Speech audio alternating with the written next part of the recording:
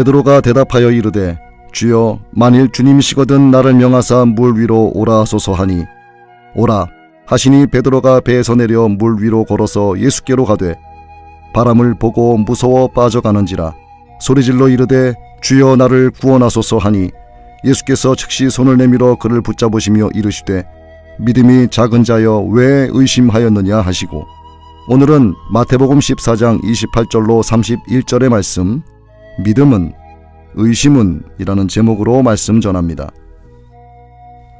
밤 4시경 우리 시간으로 새벽 3시에서 6시 사이 갈릴리 바다 호수에서 일생업으로 살아온 뱃사람 여럿이 있었음에도 그들이 탄 배는 강한 역풍으로 전진이 없었습니다. 제자리에서 헉헉거리는 위험과 난관만이 있었기에 그야말로 끔찍한 절대절명의 위기였습니다. 설상가상이란 중복된 불행 곧 환란 위에 환란이 임함입니다. 눈이 왔는데 그 위에 서리가 내립니다.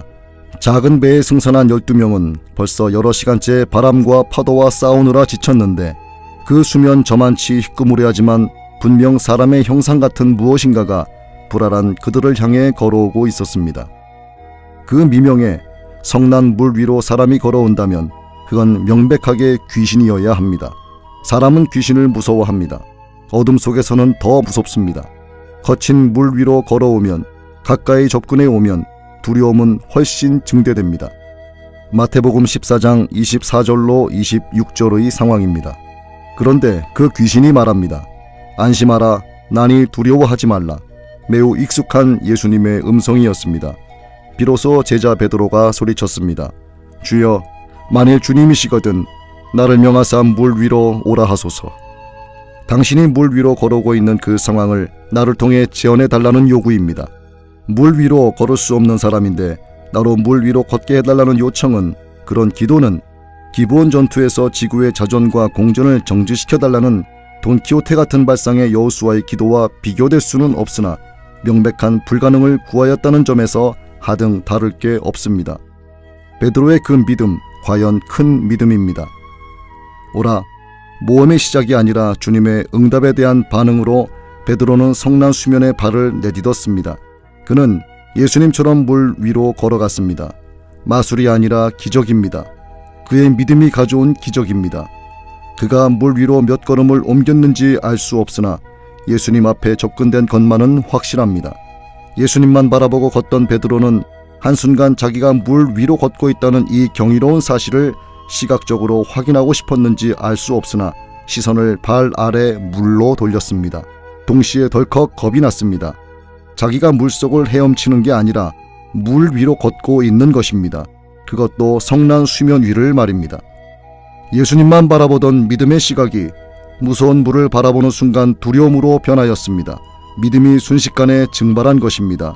그의 몸이 물속으로 빠져들기 시작하였습니다. 그는 베드로입니다. 사람이 바뀌지 않았고 상황도 동일합니다. 그런데 물 위로 걷던 베드로가 갑자기 물속으로 빠져들었습니다. 왜일까요? 예수님이 즉시 손을 내밀어 그를 붙잡으시며 하신 말씀에 답이 들어있습니다. 믿음이 작은 자여 왜 의심하였느냐?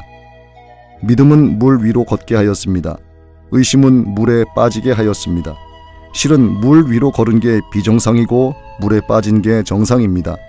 이 상황은 믿음이 무엇이며 의심이 무엇인가를 극명하게 대비한 사례입니다. 믿는 자에게는 능치 못할 일이 없다는 게 주님의 확고한 정의입니다. 예수께서 이르시되 할 수 있거든이 무슨 말이냐? 믿는 자에게는 능히 하지 못할 일이 없느니라 하시니. 여호수아의 기도가 지구의 자존과 공존을 정지시켰습니다. 그의 믿음이 범람하는 요단강의 탕류를 온종일 역류시켰습니다. 우리와 성정이 같은 엘리야의 기도가 3년 반이나 비를 멈추게 하였고 그의 기도가 비를 오게 하였습니다. 베드로의 기도가 죽은 다비다를 살렸습니다. 믿음의 기도였습니다. 어떤 신분의 어떤 인생이었든 천국과 영생을 획득하는 유일한 길은 예수 그리스도의 십자가 복음을 믿는 것으로만 가능합니다. 그래서 십자가 복음뿐입니다.